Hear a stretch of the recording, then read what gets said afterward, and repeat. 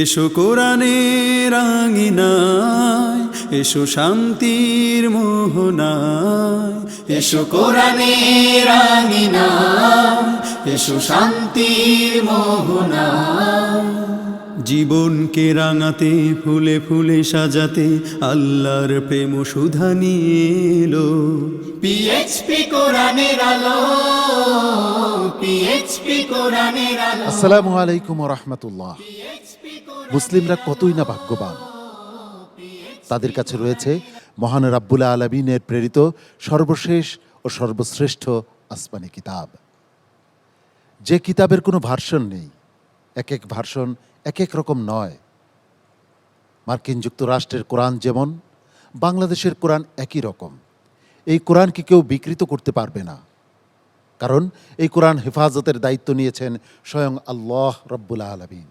আর মুসলিমরা কতই না দুর্ভাগ্যবান, এমন সুন্দর, এমন শ্রেষ্ঠ এক কিতাব থাকার পরেও মুসলিমরা তা অনুসরণ করে না। আসুন আমরা আল কোরআনকে অনুসরণের শপথ গ্রহণ করি। সেই আল কোরআনের তিলাওয়াতের অনুষ্ঠান হিফজুল কোরআন প্রতিযোগিতার এক অনন্য আয়োজন পিএইচপি কোরআনের আলো প্রতিভার সন্ধানে 2022-এ আপনাদের সকলকে স্বাগত জানাচ্ছি। আমি শাহ ইফতেখার তারিক। দ্বিতীয় রাউন্ডের প্রতিযোগিতা চলছে। সম্মানিত বিচারক হিসেবে আমাদের মাঝে উপস্থিত রয়েছেন আন্তর্জাতিক পুরস্কারপ্রাপ্ত কারি জহিরুল ইসলাম। আসসালামু আলাইকুম ওয়া রাহমাতুল্লাহি ওয়া বারাকাতুহু। কোরআনের আলো ফাউন্ডেশনের সম্মানিত চেয়ারম্যান হাফেজ মাওলানা আবু ইউসুফ। আসসালামু আলাইকুম ওয়া রাহমাতুল্লাহি ওয়া বারাকাতুহু। বিচারক হিসেবে আমাদের মাঝে উপস্থিত রয়েছেন হাফেজ মাওলানা মাসুদ আহমদ। আসসালামু আলাইকুম ওয়া রাহমাতুল্লাহি ওয়া বারাকাতুহু। বিশেষজ্ঞ বিচারক হিসেবে আমাদের মাঝে উপস্থিত রয়েছেন উস্তাদুল হুফাজ শেখ আব্দুল হক। আসসালামু আলাইকুম ওয়া রাহমাতুল্লাহ। সম্মানিত অতিথি হিসেবে আমাদের মাঝে উপস্থিত রয়েছেন মহাখালী বাজার জামে মসজিদের সম্মানিত খতিব মুফতি মোহাম্মদ মুনিরুজ্জামান। আসসালামু আলাইকুম ওয়া রাহমাতুল্লাহি ওয়া বারাকাতুহু। ওয়ালাইকুম আসসালাম ওয়া রাহমাতুল্লাহি ওয়া বারাকাতুহু। প্রতিযোগীকে মঞ্চে ডাকবার আগে আজকের পর্বের নিয়মটি জানিয়ে দিচ্ছি। সম্মানিত বিচারক পবিত্র কোরআনের একটি আয়াত তেলাওয়াত করবেন।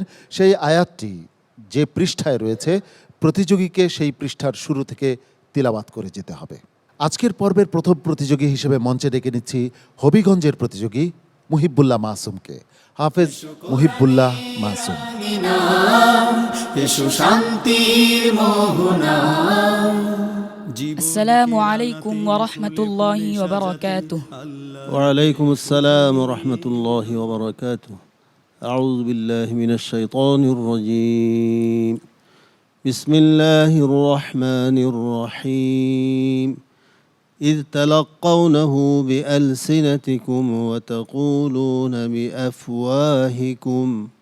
أعوذ بالله من الشيطان الرجيم. بسم الله الرحمن الرحيم. ويدرأ عنها العذاب أن تشهد أربع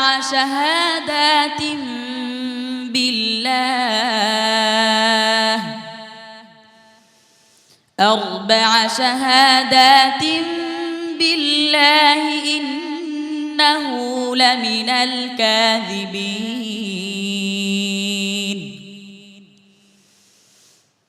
والخامسة أن غضب الله عليها إن كان من الصادقين. ولولا فضل الله عليكم ورحمته وأن الله تواب حكيم. إن الذين جاءوا بالإفك عصبة منكم لا تحسبوه شرا لكم بل هو خير لكم. لكل امرئ منهم ما اكتسب من الإثم والذي تولى كبره منهم له عذاب عظيم. لولا إذ سمعتموه ظن المؤمنون والمؤمنات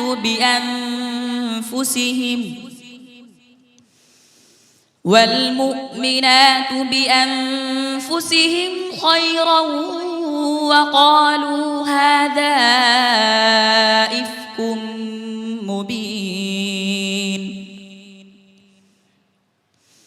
لولا جاءوا عليه بأربعة شهداء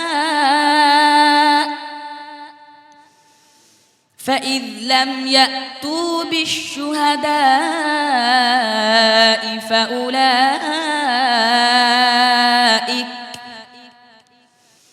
فأولئك عند الله هم الكاذبون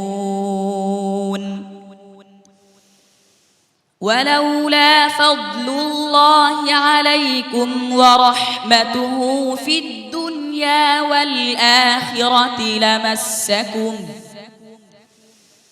لمسكم فيما أفضتم فيه عذاب عظيم إذ تلقونه بألسنتكم وتقولون بأفواهكم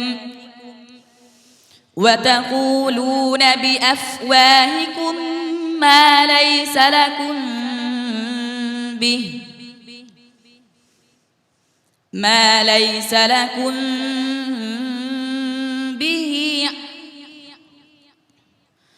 إذ تلقونه بألسنتكم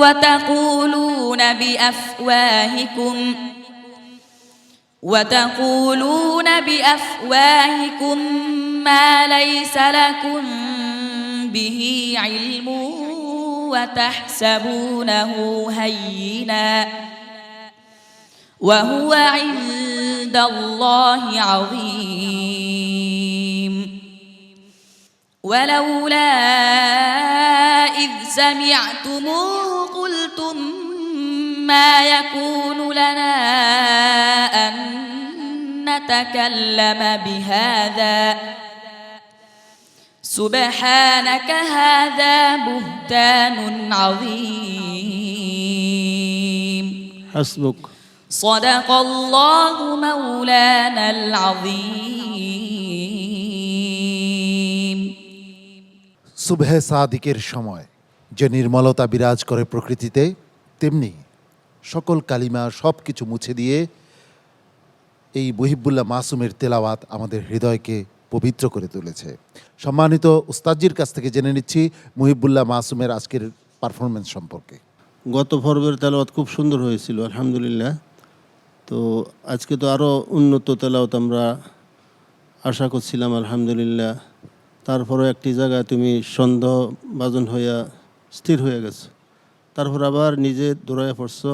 আর দুইটা ওয়াকফ ওয়াদারাউ আনহাল আযাবা আন তাশহাদা আরবা শাহাদাতিন বিল্লাহ, আরবা শাহাদাতিন না দৌড়াইয়া আন তাশহাদাত থেকে আলাদা করলে অর্থটা পরিপূর্ণ হবে। তারপর জন্নাল মুমিনুনা ওয়াল মুমিনাতু, জন্নাল মুমিনুনা ওয়াল মুমিনাতু, ওই জন্নাত থেকে তুমি আলাদা করতে হবে, দৌড়াইতে হবে। তো অর্থের মধ্যে কোনো ব্যাঘাত ঘটবে না, পরিপূর্ণ হবে ইনশাল্লাহ, নাকি? এগুলি খুব খেয়াল রাখবে ইনশাল্লাহ। মহিবুল্লাহর তেলাওয়াত এমন একটি আকর্ষণ, এমন একটি পাওয়ার আছে, আমার মনে হলো যে যত অশান্তির মধ্যে মানুষ থাকুক না কেন, তার তেলাওয়াত যখন শুনবে প্রত্যেকের হৃদয়ে প্রশান্তি চলে আসবে। আলহামদুলিল্লাহ, তুমি এগিয়ে যাও, ভবিষ্যতে আরও ভালো করো, সেই প্রত্যাশায় আছি। মোহতারাম আবু ইউসুফ, কোন মাদ্রাসা তোমার? মৌলভীবাজার চাঁদনীঘাট ইন্টারন্যাশনাল মাদ্রাসা। আমরা যখন 2009-এ শুরু করি, সিলেটে আসলে সেরকম মানসম্পন্ন তেলাওয়াত এবং সেরকম ভালো মানের কোনো প্রতিযোগীকে কিন্তু আমরা পাইনি। আলহামদুলিল্লাহ, ওস্তাদদের এত কোরবানি, এবং সেখানে মনে হচ্ছে যে একটা প্রতিযোগিতা, কোন মাদ্রাসা কোন ছেলেটা ভালো করবে। এই জন্য এই 14 বছরের ভিতরে এই 2022-এ সবচেয়ে বেশি সিলেটের প্রতিযোগীরা, সিলেটের ছেলেরা সুযোগ পেয়েছে। মহিবুল্লাহ, হৃদয়গ্রাহী তেলাওয়াত করেছো, আমার কাছে অনেক অনেক বেশি ভালো লাগছে। সম্মানিত বিচারক মাওলানা মাসুদ আহমদ, আপনার মন্তব্য শুনতে চাচ্ছি। মাশা আল্লাহ, হাইয়াক আল্লাহ, মহিবুল্লাহ মাসুম। খুব সুন্দর তেলাওয়াত হয়েছে। বাস্তবিকই কোরআনের তেলাওয়াত যেই শুনুক না কেন, মুসলিম হোক আর অমুসলিম হোক, সকলের হৃদয়ে কেড়ে নেয় মহান আল্লাহ রাব্বুল আলামিনের বাণী। আল্লাহ রাব্বুল আলামিনের কাছে দোয়া করি এই প্রতিষ্ঠানকে আল্লাহ রাব্বুল আলামিন দিন দিন উত্তরোত্তর উন্নতি দান করুন, এবং তার সাথে সাথে এই হাফেজ ছাত্রদেরকে যেন আরও খিদমত করা যায়, আল্লাহ রাব্বুল আলামিন কবুল করে নেন। সম্মানিত অতিথি মুফতি মনিরুজ্জামান। হাফেজ মহিবুল্লাহ মাসুম, সিলেটের রত্ন, বাংলাদেশের গর্ব। অ্যামেজিং তেলাওয়াত আমাদেরকে তুমি দিয়েছ। তোমার তিলাওয়াতের ব্যাপারে শিক্ষক মহোদয় উপযুক্ত ইনফরমেশন দিয়েছেন, কিন্তু তোমার সুর, তোমার উপস্থাপনা, বিগত দিনের তেলাওয়াতের তথ্য, আমরা মুগ্ধ, বিশ্ববাসী মুগ্ধ। তোমাকে, তোমার শিক্ষককে আল্লাহ তাআলা আহলুল কোরআন হিসাবে কবুল করুন, আমিন। মুহিবুল্লাহ মাসুম, তোমার জন্য অনেক দোয়া এবং ভালোবাসা রইল। আসসালামু আলাইকুম ওয়া রাহমাতুল্লাহি ওয়া বারাকাতুহু। কোরআনের আলো, পিএইচপি কোরআনের আলো। পিএইচপি কোরআনের আলো প্রতিভার সন্ধানে 2022-এ ডেকে নিচ্ছি পরবর্তী প্রতিযোগীকে। চট্টগ্রামের প্রতিযোগী মাহফুজুর রহমান, হাফেজ মাহফুজুর রহমান আসছে মঞ্চে। এসো শান্তির মোহনা। السلام عليكم ورحمة الله وبركاته. وعليكم السلام ورحمة الله وبركاته. أعوذ بالله من الشيطان الرجيم. قل فأتوا بكتاب من عند الله. أعوذ بالله من الشيطان الرجيم. بسم الله الرحمن الرحيم.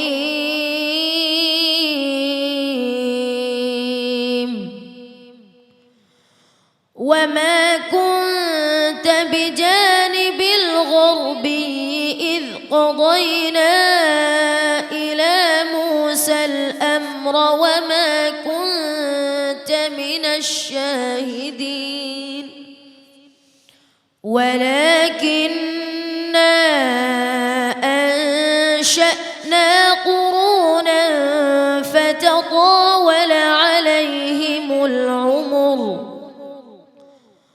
وما كنت ثاويا في أهل مدين تتلو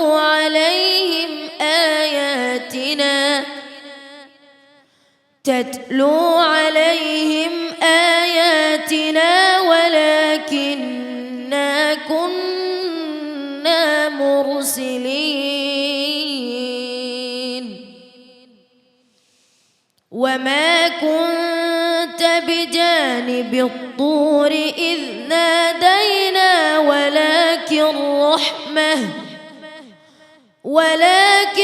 رحمة من ربك لتنذر قوما ما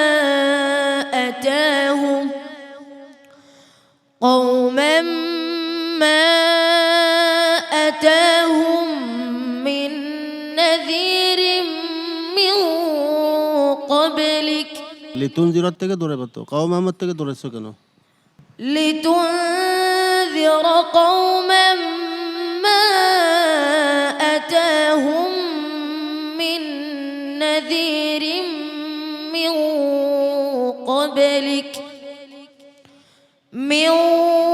قبلك لعلهم يتذكرون ولولا أن تصيبهم مصيبة بما قدمت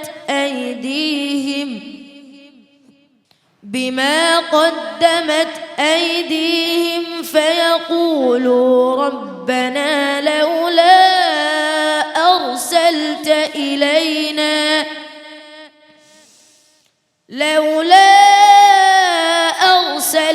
إلينا رسولا فنتبع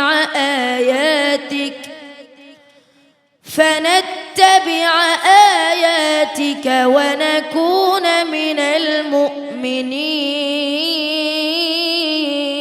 المؤمنين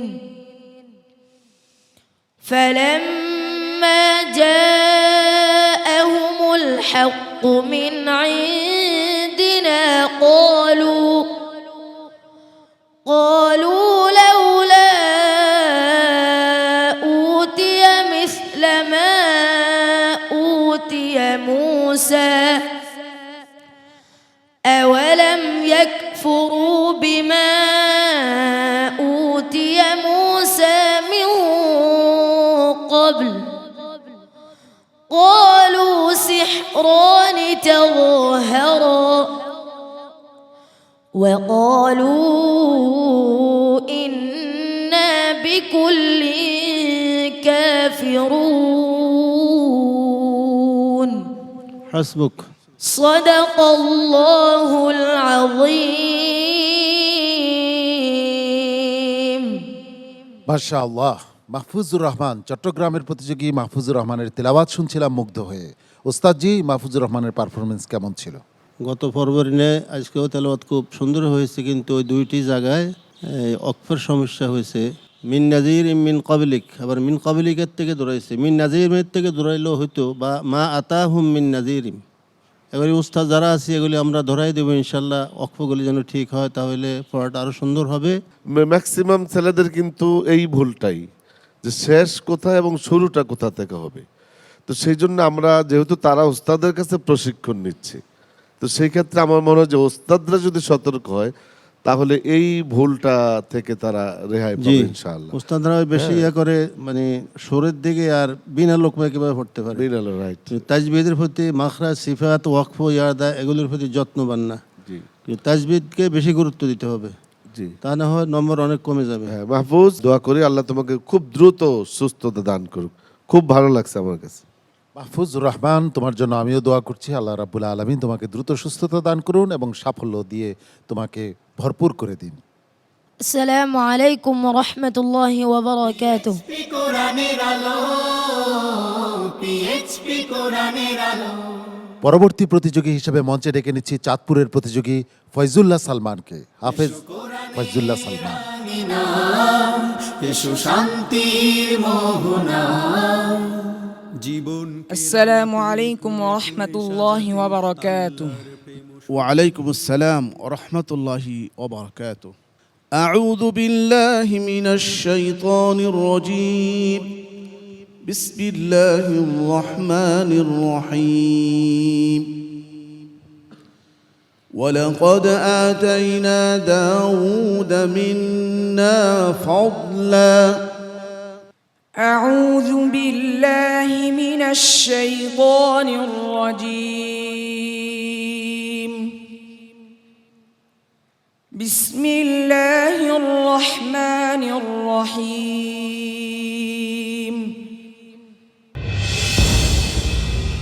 প্রশ্ন বুঝো নাই? আমি যে আয়াত বলবো সেই পৃষ্ঠার প্রথম থেকে তুমি পড়বে, একটু দেখো চেষ্টা করে। আবার বলতে হবে? জি।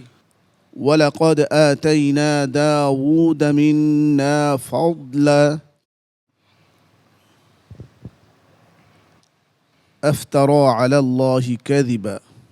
أفترى على الله كذبا أم به جنة بل الذين لا يؤمنون بالآخرة في العذاب والضلال البعيد أفلم يروا إلى ما بين أيديهم وما خلفهم من السماء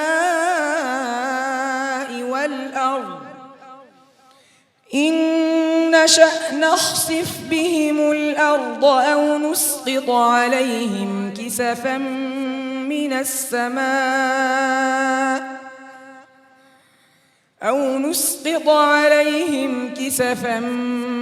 السماء أو تهدي به. জি, ঠিক করে বলো। أو نسقط عليهم كسفا من السماء. তারপরে أفلم يروا. হ্যালো, এই যে সমস্যা, এটা প্রথমে যদি প্রশ্নের প্রথমে কোনো একটা সমস্যা হয় তখন তাদের মনটা ভেঙে যায়, চিন্তা করে হ্যাঁ আমার তো প্রথমে ভুল হয়ে গেলো, কী হয় না, তখন তো আর সে সামনে চলতে পারে না। ওটা যা হওয়ার হয়েছে, তুমি সামনে ভালো করে পড়ো। أو نسقط عليهم كسفا من السماء إن في ذلك لآية لكل عبد منيب ولقد آتينا داود منا فضلا يا جبال أوبي معه والطير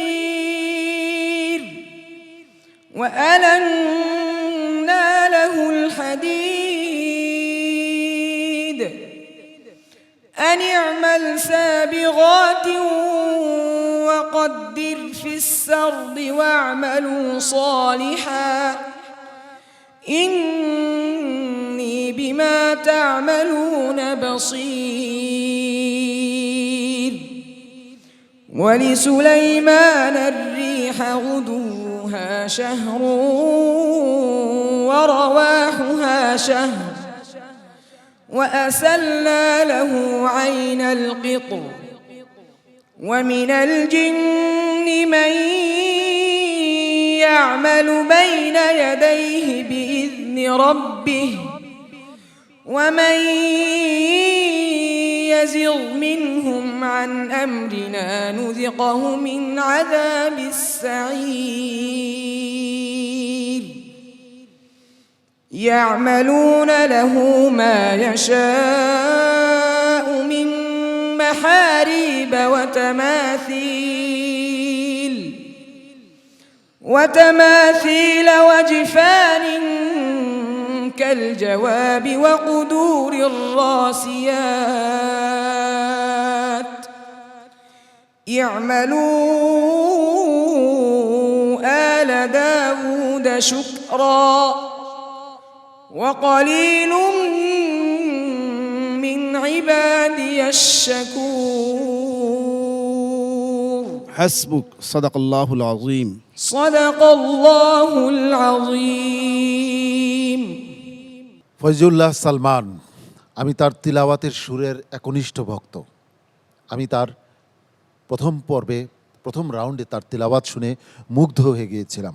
সম্মানিত বিচারক কারি জহিরুল ইসলাম, আপনার কাছে এটাকে কি মনে হচ্ছে? তো আজকে যেই নিয়মটা ছিল সেই নিয়মের কিছুটা হয়তো সে ব্যর্থ হয়েছে বা প্র্যাকটিস কম, সেই জন্য আমি বলবো।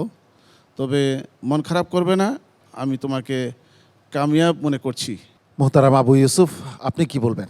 তোমাদেরকে আমি প্রশিক্ষণের সময় বারবার বলছি, যদি কোনো কারণে প্রথমেই তোমাদের লোকমা লেগে যায়, তোমাকে উদ্দেশ্য করে বলছে সকল প্রতিযোগীকে, এমন না যে লোকমা গেলি বাদ হবে। এইটা কোথায় পেলে তোমরা? লোকমা তোমার গিয়েছে, বাকিরা যদি মাখরাজ যদি তার খারাপ থাকে, তারপরে তার লাহান যদি পূর্ণাঙ্গ মার্ক না পায়, তাহলে তো যাই হোক এগিয়ে যাও। মুফতি মনিরুজ্জামান, ভীষণ ব্যতিক্রমী এক সুরে তিলাওয়াত করছিল। আমরা আশা করছি যে ফাইজুল্লাহ সালমান তার এই সুর পাশাপাশি ইয়াদকে সামনে রেখে আরও এগিয়ে যাবে অনেক দূর। আল্লাহ ফাইজুল্লাহ সালমানকে কবুল করুন। ফলাফল পর্যন্ত আমরা অপেক্ষা করি, দেখা যাক কি হয়। অনেক অনেক দোয়া এবং ভালোবাসা তোমার জন্য। السلام عليكم ورحمة الله وبركاته পিএইচপি কোরআনের আলো, পিএইচপি কোরআনের আলো, পিএইচপি কোরআনের আলো, পিএইচপি কোরআনের আলো প্রতিভার সন্ধানে 2022-এ। প্রিয় দর্শক, আমরা খুঁজছি 2022-এর সেরা প্রতিযোগীকে, যার জন্য রয়েছে 4 লক্ষ টাকা পুরস্কার। দ্বিতীয়, তৃতীয় ও চতুর্থ স্থান অধিকারীর জন্য রয়েছে যথাক্রমে 3 লক্ষ, 2 লক্ষ ও 1 লক্ষ টাকা পুরস্কার।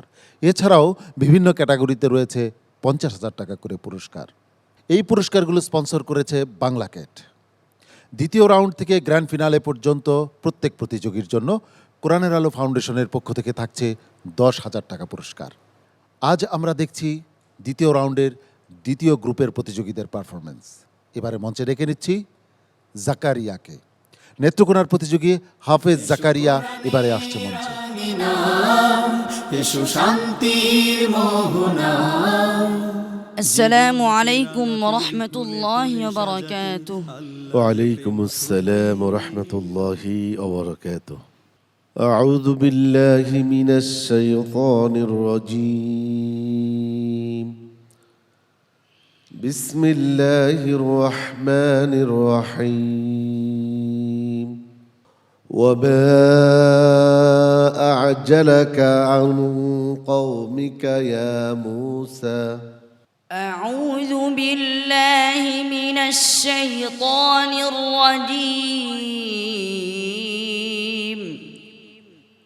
بسم الله الرحمن الرحيم.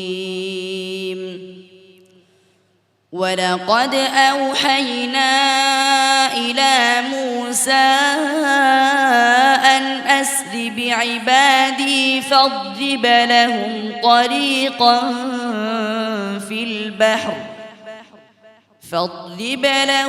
طريقا في البحر يبسا لا تخاف دركا ولا تخشى فأتبعهم فرعون بجنوده فغشيهم من اليم ما غشيهم وأضل فرعون قومه وما هدى.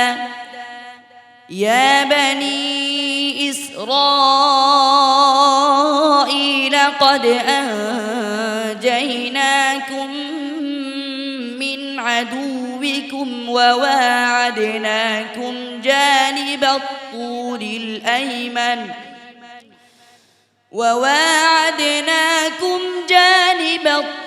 الأيمن ونزلنا عليكم المن والسلوى. كلوا من طيبات ما رزقناكم ولا تطغوا فيه فيحل عليكم غضبي ومن يحلل عليه غضبي فقد هوى. وإني لغفار لمن تاب وآمن وعمل صالحا ثم اهتدى. وما أعجلك عن قومك يا موسى. قال هم أولئك على أثري وعجلت إليك رب لترضى. قال فإنا قد فتنا قومك من بعدك وأضلهم السامري. فرجع موسى إلى قومه غضبان أسفا.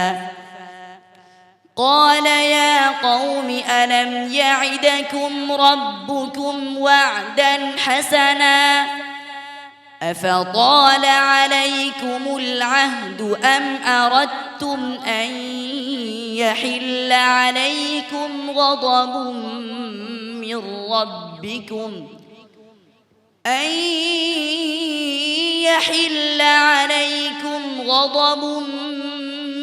من ربكم فأخلفتم موعدي.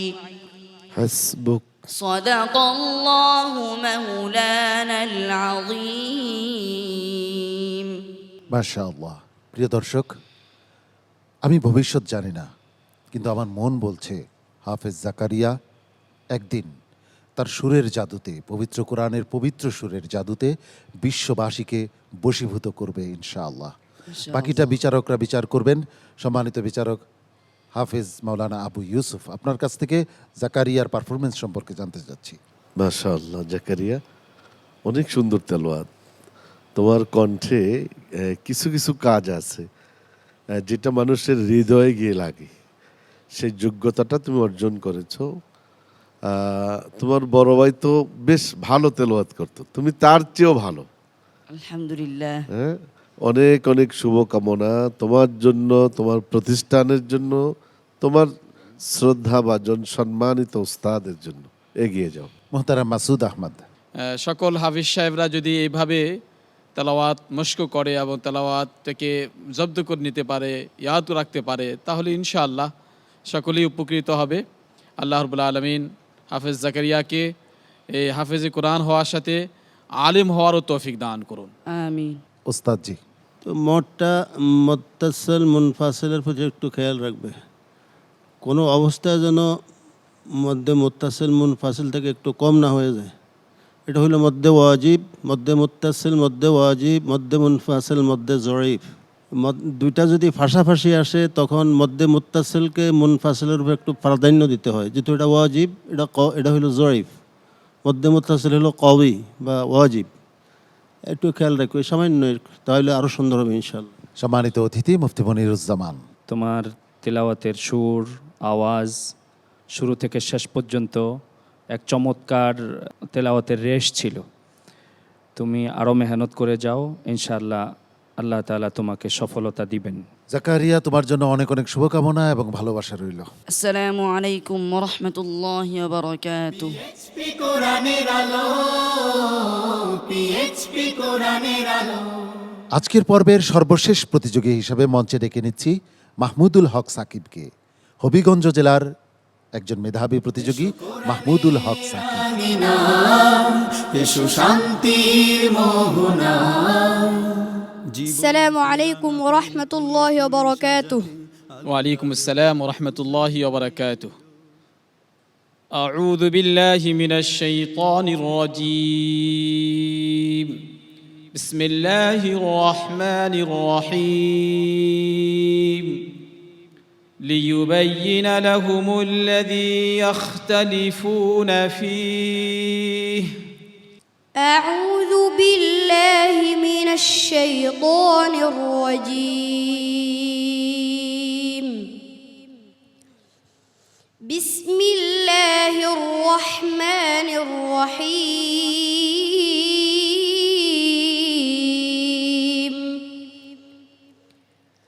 وقال الذين أشركوا لو شاء الله ما عبدنا من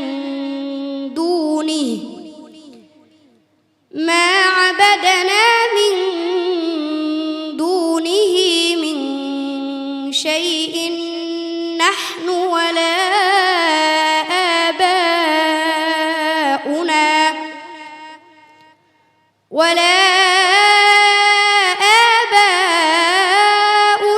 ولا حرمنا من دونه من شيء كذلك فعل الذين من قبلهم فهل على الرسل إلا البلاغ المبين.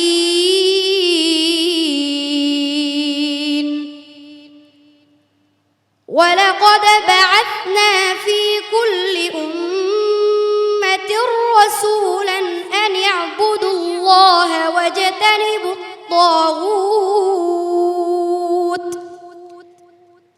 فمنهم من هدى الله ومنهم من حقت عليه الضلالة فسيروا في الأرض فانظروا كيف كان عاقبة المكذبين.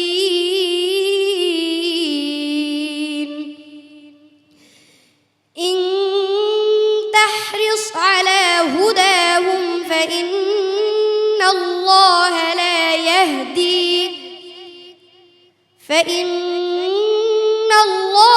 لا يهدي من يضل وما لهم من ناصرين. وأقسموا بالله جهد أيمانهم لا يبعث الله من يموت بلى وعدا عليه حقا ولكن يعلمون ليبين لهم الذي يختلفون فيه وليعلم الذين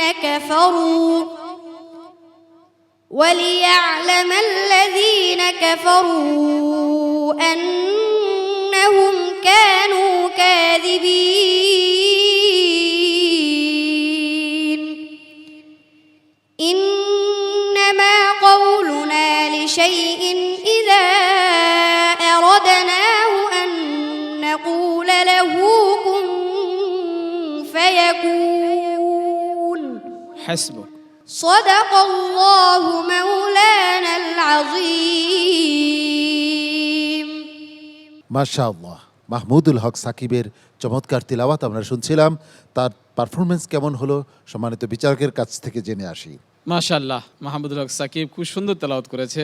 পৃষ্ঠা শুরু থেকে নিয়ে শেষ পর্যন্ত কোনো ধরনের লোকমা ছিল না, সুন্দরভাবেই তেলাওয়াত করছে।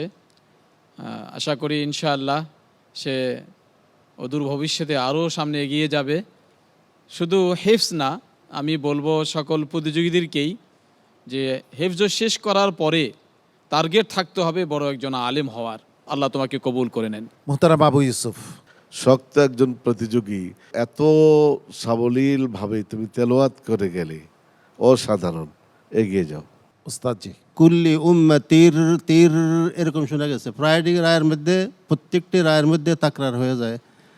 এটা যেন না হয়, খুব সতর্ক থাকবা ইনশাল্লাহ। আর আওয়াজটা এক সুরে পড়ার চেষ্টা করবা, এক লেভেলে। মাহমুদুল হক সাকিব, তোমার জন্য অনেক অনেক শুভকামনা ও দোয়া রইল। আসসালামু আলাইকুম ওয়া রাহমাতুল্লাহি ওয়া বারাকাতুহু কোরআনের আলো, পিএইচপি কোরআনের আলো, পিএইচপি কোরআনের আলো। পিএইচপি কোরআনের আলো প্রতিভার সন্ধানে 2022-এ দ্বিতীয় রাউন্ডের দ্বিতীয় গ্রুপের প্রতিযোগীদের ফলাফল ঘোষণার পালা। ফলাফল ঘোষণার আগে আমি এই 5 প্রতিযোগীকে আমার পাশে ডেকে নিচ্ছি। তোমরা চলে এসো আমার কাছে।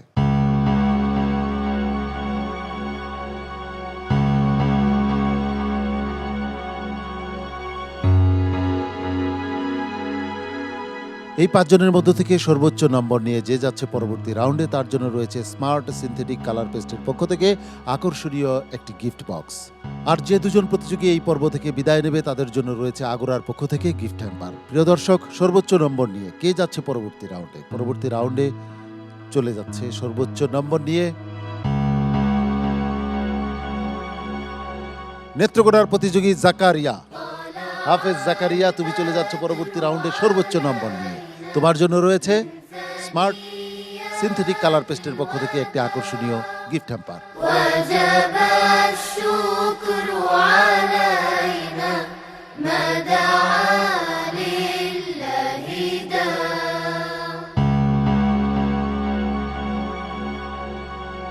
আমার বায়ে রয়েছে মুহিবুল্লাহ মাসুম, মাহফুজুর রহমান, ডানে রয়েছে ফয়জুল্লাহ সালমান এবং সর্বডানে রয়েছে মাহমুদুল হক সাকিব। এদের মধ্য থেকে এই পর্ব থেকে বিদায় নিচ্ছে চাঁদপুরের প্রতিযোগী ফয়জুল্লাহ সালমান। আমি অনেক ব্যথিত, প্রতিযোগিতার স্বার্থে ফয়জুল্লাহ সালমানকে এই পর্ব থেকে বিদায় নিতে হচ্ছে। ফয়জুল্লাহ সালমান, তোমার জন্য অনেক অনেক শুভকামনা রইল। সম্মানিত উপস্থাপক, ফয়জুল্লাহ সালমান যেহেতু আমাদের সবাইকে তেলাওয়াতের মাধ্যমে সন্তুষ্ট করেছে, এই জন্য একটি আইপ্যাড তাকে দেওয়া হবে ইনশাআল্লাহ পুরস্কার হিসাবে। আমরা এটা তার জন্য ঘোষণা করছি এবং কোরআন আলো ফাউন্ডেশনের পক্ষ থেকে তাকে 10,000 টাকার পুরস্কার দেওয়া হবে ইনশাআল্লাহ। ফয়জুল্লাহ সালমান, তোমার জন্য সমবেদনা জানাচ্ছি। আমার বাঁ পাশের 3 জনের মধ্য থেকে পরের রাউন্ডে চলে যাচ্ছে মুহিবুল্লাহ মাসুম। মুহিবুল্লাহ মাসুম, তুমি যাচ্ছ পরবর্তী রাউন্ডে। অনেক অনেক শুভকামনা তোমার জন্য। তুমি তোমার আসন গ্রহণ করো। এই 2 প্রতিযোগীর মধ্য থেকে একজন যাবে পরবর্তী রাউন্ডে, আরেকজন বিদায় নিবে। এই 2 জনের মধ্য থেকে কে বিদায় নিতে পারে? 2 জন পেয়েছে 82 করে নাম্বার, অতএব এই 2 জনের মধ্যে কেউ বিদায় নিচ্ছে না। 2 জনই যাচ্ছ তোমরা পরবর্তী রাউন্ডে। 2 জনই যাচ্ছ পরবর্তী রাউন্ডে। অনেক অনেক শুভেচ্ছা এবং অভিনন্দন তোমাদের জন্য। তোমরা চলে যাও তোমাদের আসনে। ফয়জুল্লাহ সালমান, তোমার জন্য আগুরার পক্ষ থেকে রয়েছে একটি গিফট হ্যাম্পার, সেই সঙ্গে কোরআনের আলো ফাউন্ডেশনের পক্ষ থেকে 10,000 টাকা মূল্যমানের চেক। বিদায়ের অশ্রু এবং সাফল্যের আনন্দ এর মধ্য দিয়ে আমরা চলে এসেছি এই পর্বের একেবারে শেষ প্রান্তে। সম্মানিত বিচারক মণ্ডলীকে ধন্যবাদ জানাচ্ছি, কৃতজ্ঞতা ও ধন্যবাদ জানাচ্ছি সম্মানিত অতিথিকে। সেই সঙ্গে দর্শক সারিতে আসন গ্রহণকারী হাফেজদের, সম্মানিত শিক্ষকদের মোবারকবাদ জানাচ্ছি। প্রিয় দর্শক, আপনাকেও মোবারকবাদ ও ধন্যবাদ জানাচ্ছি আমাদের সঙ্গে থাকার জন্য। আগামীকাল একই সময়ে আপনাদের প্রিয় স্যাটেলাইট চ্যানেল এনটিভির পর্দায় আপনাদের প্রিয় অনুষ্ঠান হিফজুল কোরআন প্রতিযোগিতার অনুষ্ঠান পিএইচপি কোরআনের আলো প্রতিভার সন্ধানে 2022 দেখার আন্তরিক আমন্ত্রণ জানাচ্ছি। আল্লাহ রাব্বুল আলামিন আপনাদের সবাইকে ভালো রাখুন, সুস্থ রাখুন, ঈমান ও আমলের সঙ্গে রাখুন, শান্তি ও সুস্থিতে রাখুন। এই প্রত্যাশায় আমি শাহ ইফতেখার তারিক এখানেই বিদায় নিচ্ছি। আসসালামু আলাইকুম ওয়া রাহমাতুল্লাহি ওয়া বারাকাতুহু। পিএইচপি কোরআনের আলো, পিএইচপি কোরআনের আলো।